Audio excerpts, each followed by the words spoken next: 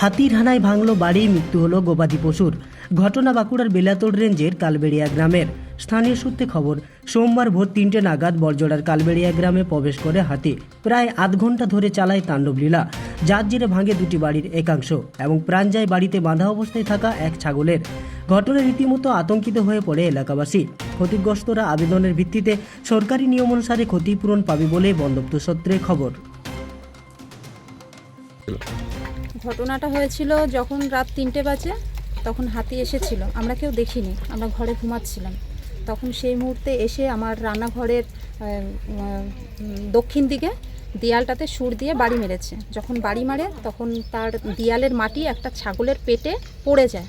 তখন ছাগলটা হয়তো মরে গেছে, আমরা দেখিনি, তখনও পর্যন্ত আমরা কিছু জানি না। ওখান থেকে এই পূর্ব দিকে এসে পূর্ব দিকের দেয়ালটাতে ধাক্কা মারে। এখানটা ধাক্কা মারার পর এদিকে গেছে, এই দিকের পূর্ব দিকের দেয়ালটাতে আবার ধাক্কা মেরেছে। ধাক্কা মেরে এখান থেকে ব্যাকে চলে গেছে, চলে গিয়ে আবার